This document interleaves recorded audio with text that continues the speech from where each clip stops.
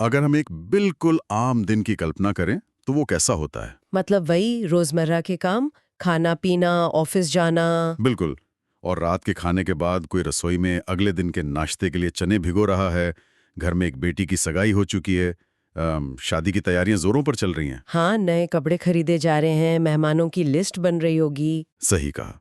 बाहर से देखने पर ये एक बेहद खुशहाल, व्यस्त और पूरी तरह से सामान्य परिवार लगता है। बिल्कुल। लेकिन फिर कुछ ही घंटों बाद अगली सुबह सब कुछ बदल जाता है। हाँ, मोहल्ले की वो जानी मानी किराने की दुकान जो रोज सुबह सबसे पहले खुलती थी, उसका शटर नहीं उठता।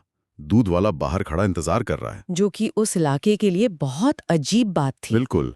फिर एक पड़ोसी दरवाजा खुला देखकर अंदर जाता है, और मतलब अंदर जो नजारा था ना, उसने ना सिर्फ उस मोहल्ले को बल्कि पूरे देश को झकझोर कर रख दिया। एक ही परिवार के 11 लोगों की लाशें। बाप रे।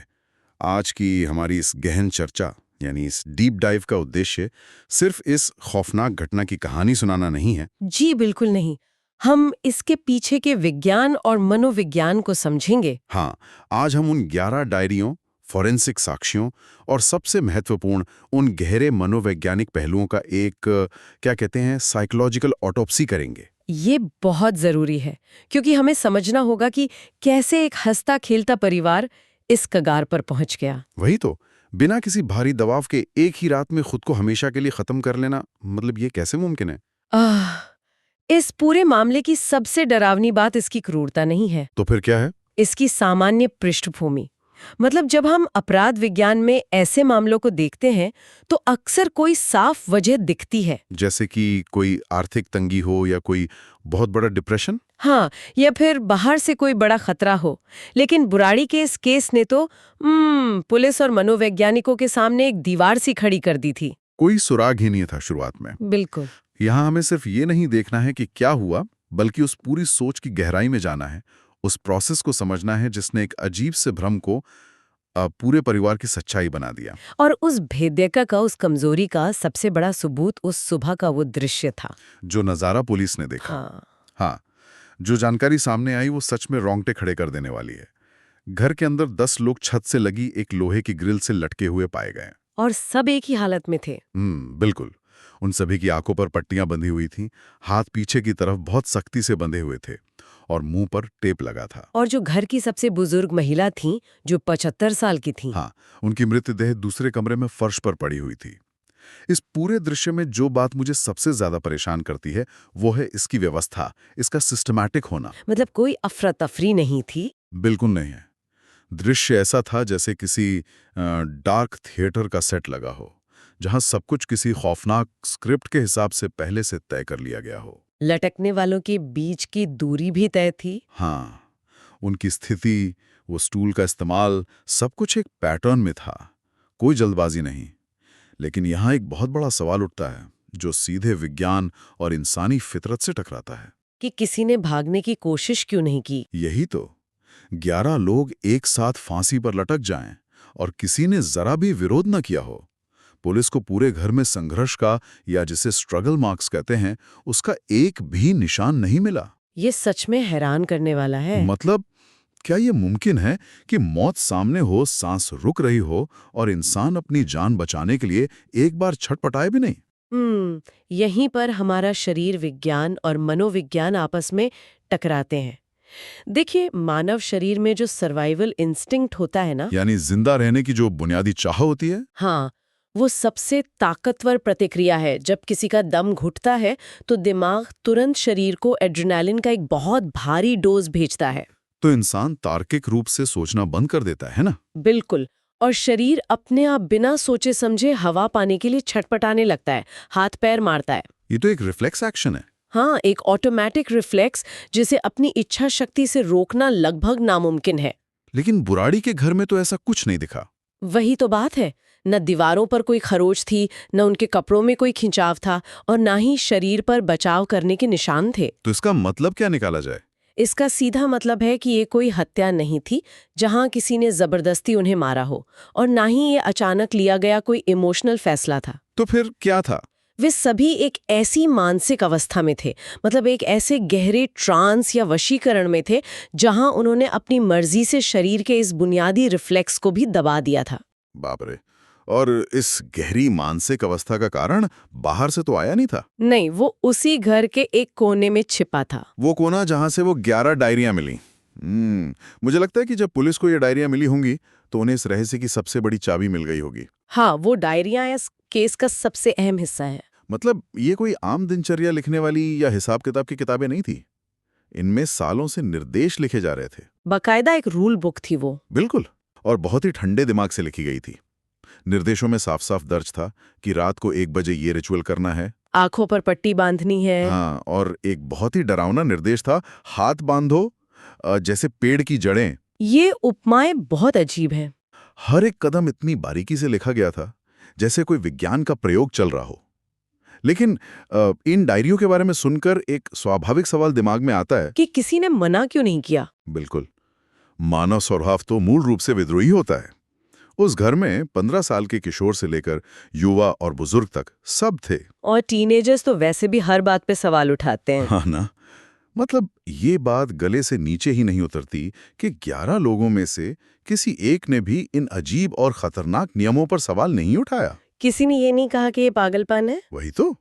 रात को 1 बजे आंखों पर पट्टी बांधना कोई नॉर्मल बात तो है नहीं। ये उलझन पूरी तरह से जायज है। अगर आज किसी भी आम परिवार में अचानक से कोई ऐसे निर्देश देने लगे तो तीखा विरोध होगा। लोग तो उसे पागल ही कहेंगे। बिल्कुल। लेकिन यहाँ ये समझना बहुत जरूरी है कि ये सब रातों रात नहीं हुआ था। अच्छा, तो कितना समय लगा? इन डायरियों की शुरुआत इस घटना से 11 साल पहले हुई थी। मनोविज्ञान में इसे कंडीशनिंग का एक बहुत ही चरम उदाहरण माना जाता है। कंडीशनिंग मतलब धीरे धीरे दिमाग को तैयार करना। हाँ, इसे हम बॉइलिंग फ्रॉग सिंड्रोम की तरह समझ सकते हैं। वो क्या होता है? क्या है कि अगर आप एक मेंढक को एकदम उबलते पानी में डालेंगे तो वो तुरंत बाहर कूद जाएगा। जाहिर सी बात है। लेकिन अगर आप उसे ठंगे पानी में रखकर धीरे धीरे तापमान बढ़ाएंगे तो उसे खतरे का एहसास ही नहीं होगा और वो उसी में उबल जाएगा। बाप रे। बिल्कुल यही हुआ इस परिवार के साथ। शुरुआत बहुत ही छोटे और हानि रहित नियमों से हुई थी। जैसे कि डायरी के शुरुआती पन्नों में सिर्फ जीवन को अनुशासित करने की बातें थीं, जैसे आज फोन कम इस्तेमाल करना है या आज टीवी नहीं देखना है या फिर सबको साथ मिलकर खाना खाना है। हाँ, अब ये तो ऐसे नियम हैं जो किसी भी घर में अच्छे ही माने जाते हैं। मतलब शुरुआत में ये सब एक तरह से सेल्फ इम्प्रूवमेंट जैसा लग रहा होगा। एकदम सही। और इंसान का जो दिमाग है ना, वो हमेशा पैटर्न खोजता है, कॉज एंड इफेक्ट, यानी कारण और परिणाम को जोड़ता है। अच्छा, तो जब उन्होंने इन छोटे नियमों का पालन किया तो कुछ अच्छा हुआ होगा? हाँ, इत्तेफाक से उनके जीवन में कुछ सकारात्मक चीजें होने लगी। उनकी किराने की दुकान अच्छी चलने लगी, एक नया बिजनेस शुरू किया, वो भी चल पड़ा। बच्चों के स्कूल में नंबर अच्छे आने लगे होंगे। बिल्कुल। और घर के आपसी मनमुटाव कम हो गए। तो परिवार ने इन सब सांसारिक सफलताओं को सीधे उन डायरियों के निर्देशों का परिणाम मान लिया। मैं समझ रहा हूँ। जब छोटे अंधविश्वासों से कथित तौर पर फायदे दिखने लगते हैं तो दिमाग का जो तर्क करने वाला हिस्सा है, जो सवाल पूछता है, वो धीरे धीरे सुन्न हो जाता है। उन्हें लगने लगा कि जो भी आवाज इन डायरियों में लिखवा रही है वो उन्हें तरक्की की तरफ ले जा रही है। हाँ, 11 सालों की इस धीमी और लगातार प्रोग्रामिंग ने उनके तार्किक सोचने की क्षमता को पूरी तरह से पंगु बना दिया था। तो मतलब उनका विद्रोह इसलिए नहीं हुआ क्योंकि उनका लॉजिक का पूरा सिस्टम ही हाईजैक हो चुका था। उन्होंने अपनी सोचने की आजादी बहुत पहले ही सरेंडर कर दी थी। और इस पूरे सिस्टम को हाईजैक करने के पीछे जो मुख्य केंद्र था वो परिवार का ही एक सदस्य था, ललित। जी हाँ, ललित भाटिया। स्रोत सामग्री इस बात की पुष्टि करती है कि वो 11 साल का पूरा खेल उसी के इर्द गिर्द घूम रहा था। ललित को दरअसल एक बहुत गहरा भ्रम हो गया था कि उसके अंदर उसके मृत पिता की आत्मा आती है। बिल्कुल। और वही आत्मा उसे पूरे परिवार को दिशा देने के निर्देश देती है। तो डायरियों में जो कुछ भी लिखा जा रहा था वो दरअसल ललित ही लिखवा रहा था। हाँ, ये कहकर के ये उसके नहीं बल्कि पिता के आदेश है। मनोविज्ञान में स्थिति को क्या कहते हैं? इसे समझने के लिए हमें एक बहुत ही दुर्लभ मानसिक स्थिति को देखना होगा, जिसे शेयर्ड साइकोसिस या फोली आ ड्यू कहा जाता है। शेयर्ड साइकोसिस? हाँ। मतलब साझा पागलपन? हाँ, 2 या उससे ज्यादा लोगों का साझा भ्रम। ये तब होता है जब एक प्राथमिक व्यक्ति जिसका परिवार में बहुत गहरा प्रभाव हो, वो किसी भ्रांति या डेल्यूजन का शिकार हो जाता है। और फिर बाकी लोग भी उसे मानने लगते हैं। हाँ, इसमें एक और बात है ना, ललित ने अपनी आवाज को अपना आदेश नहीं बनाया। बिल्कुल सही पकड़े आप। भारतीय परिवारों में मृत पिता या मुखिया का एक बहुत ही शक्तिशाली और सम्मानजनक स्थान होता है। ललित ने उसी अथॉरिटी का इस्तेमाल किया। हाँ, परिवार ललित की बात नहीं मान रहा था। उनके दिमाग में वो अपने उस पिता की आज्ञा का पालन कर रहे थे जिसने हमेशा उनका भला चाहा था। ये तो मनोविज्ञान की सबसे खौफनाक परतों में से एक है। अगर इसे एक तकनीकी नजर से समझने की कोशिश करें तो ये एक शक्तिशाली कंप्यूटर नेटवर्क की तरह लग रहा है। वो कैसे? सोचिए, एक बड़ा नेटवर्क है जहां कई सारे कंप्यूटर एक मेन सर्वर से जुड़े हैं। यहाँ वो मेन सर्वर ललित है। अच्छा, और बाकी परिवार कंप्यूटर है? हाँ, अब उस मेन सर्वर में एक मैलवेयर या वायरस आ जाता है, यानी उसका डिल्यूजन। क्योंकि नेटवर्क के बाकी कंप्यूटर्स उस सर्वर पर पूरी तरह से भरोसा करने के लिए प्रोग्राम किए गए हैं, वो उस वायरस को कोई बाहरी खतरा मानते ही नहीं है। उनका एंटीवायरस उसे ब्लॉक ही नहीं करता? बिल्कुल। और धीरे धीरे वो वायरस बिना किसी रुकावट के पूरे नेटवर्क में फैल जाता है। ये बहुत ही सटीक उदाहरण है। और उस वायरस ने सिर्फ फाइलों को करप्ट नहीं किया, उसने पूरे ऑपरेटिंग सिस्टम के सोर्स कोड को ही बदल कर रख दिया। सब कुछ रीराइट कर दिया। हाँ, इस शेयर्ड साइकोसिस ने परिवार के हर सदस्य के मेंटल फायरवॉल को पूरी तरह ध्वस्त कर दिया था। मतलब उनके लिए सिस्टम का क्रैश होना भी एक सिस्टम अपडेट की तरह था। बिल्कुल।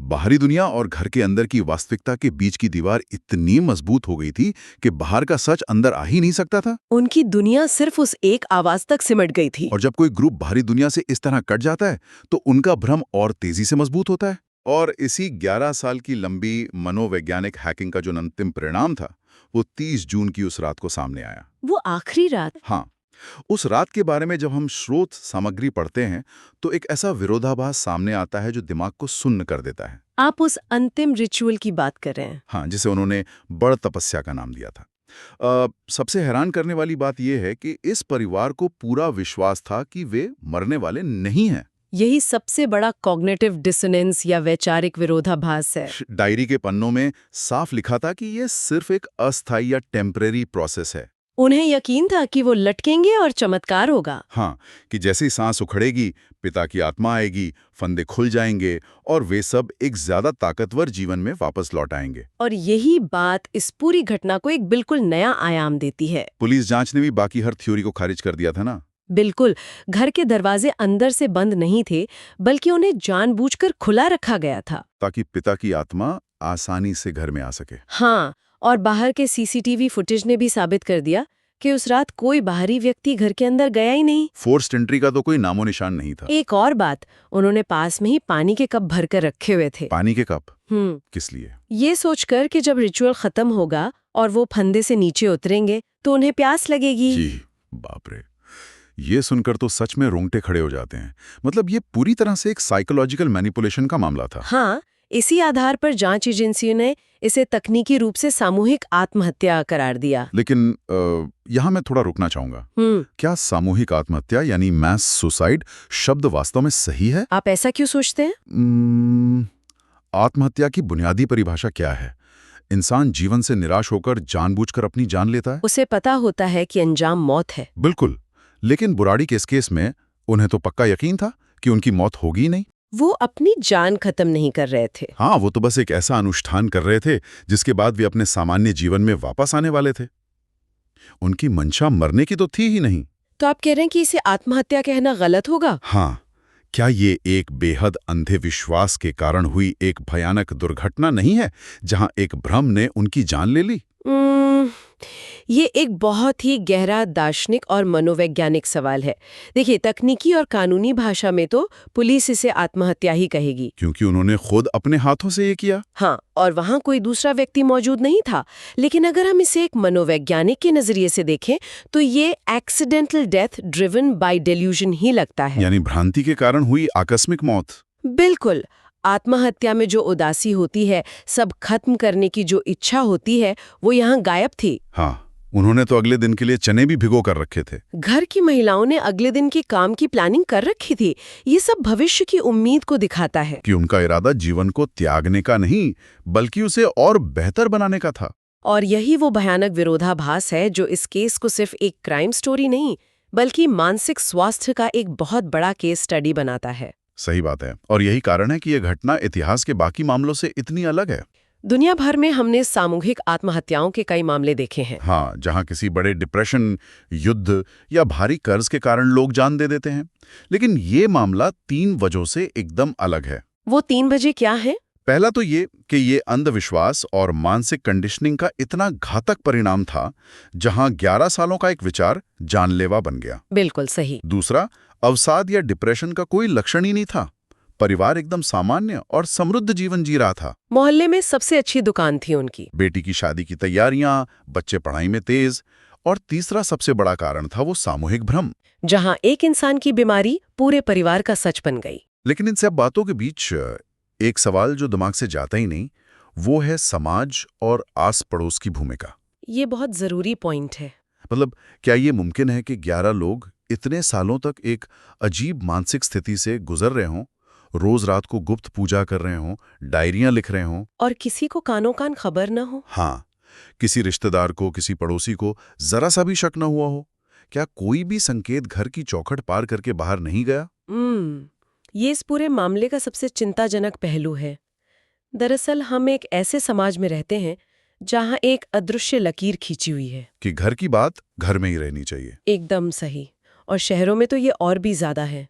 लोग एक दूसरे के पड़ोस में रहकर भी मीलों दूर होते हैं। कोई किसी की निजी जिंदगी में दखल नहीं देना चाहता। और हर परिवार बाहर वालों के सामने अपना एक परफेक्ट और नॉर्मल चेहरा पेश करता है। इस परिवार ने भी बाहरी दुनिया के लिए एक मिलनसार मुखौटा बना रखा था। वो पड़ोसियों के हर काम में शामिल होते थे, दुकान पर रोज इतने लोग आते थे, लेकिन उस मुखौटे के पीछे जो मानसिक नियंत्रण का खेल चल रहा था वो किसी को नहीं दिखा। तो ये घटना इस सोच को भी तोड़ती है कि मानसिक बीमारियां हमेशा रोने या हिंसक होने से ही दिखती हैं। बिल्कुल।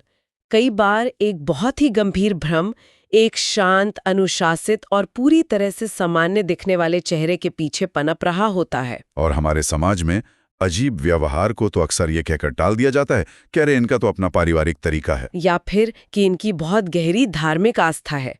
और यही अनदेखी उस भ्रम को बिना किसी रोक टोक के बढ़ने का मौका देती है। तो ये सच्चाई सच में डराने वाली है। मतलब, जिन चीजों को हम नॉर्मल समझकर इग्नोर कर देते हैं, वही कई बार सबसे बड़ा खतरा बन जाती हैं। जी हाँ। तो अगर हम आज की इस पूरी चर्चा को समेटें, वो खौफनाक शांति, डायरियों के अजीब नियम, शेयर्ड साइकोसिस का वो वायरस जिसने सोचने की क्षमता खत्म कर दी, और वो आखिरी रात जब मौत को मौत नहीं एक भ्रम समझा गया, इन सब का अंतिम निष्कर्ष क्या निकलता है? इस पूरी घटना का सबसे बड़ा निष्कर्ष ये है कि दुनिया में सबसे खतरनाक चीज कोई हथियार या जहर नहीं है। तो क्या है? सबसे खतरनाक चीज है वो विश्वास, जिसे बिना किसी तर्क, बिना वैज्ञानिक आधार और बिना सवाल किए आंख बंद करके मान लिया जाता है। बिल्कुल। जब इंसान के भीतर आस्था और तार्किक सोच का बैलेंस बिगड़ जाता है तो वो किसी भी हद तक जा सकता है। ये केस हमें सिखाता है कि मानसिक स्वास्थ्य को नजरअंदाज करना कोई छोटी बात नहीं है। ये पीढ़ियों को खत्म कर देने वाली त्रासदी बन सकती है। और हर मान्यता सच नहीं होती, हर अनुष्ठान सुरक्षित नहीं होता, चाहे वो कितनी भी श्रद्धा से क्यों न किया जाए। तर्क ही वो अकेली ढाल है जो हमें ऐसे मानसिक पतन से बचा सकती है। बिल्कुल सही कहा आपने। बिना सवाल किए माना गया विश्वास, ये वास्तव में उसी डार्क थिएटर की तरह है जहां बिना स्क्रिप्ट समझे अपना किरदार निभा रहे हैं। और आपको पता ही नहीं कि कहानी का अंत क्या है। हाँ, तो इस चर्चा के अंत में एक ऐसा विचार आता है जो इस घटना से भी बहुत आगे की बात है। वो क्या? सोचने वाली बात है कि बुराड़ी का वो परिवार बाहर से एकदम परफेक्ट और पढ़ा लिखा था।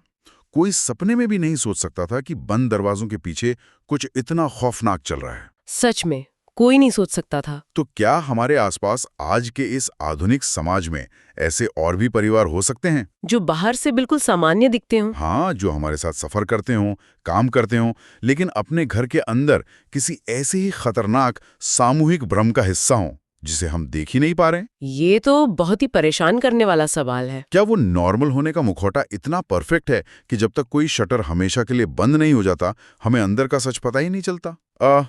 ये एक ऐसा विचार है जो आसानी से पीछा नहीं छोड़ेगा। आज के इस डीप डाइव में बस इतना ही।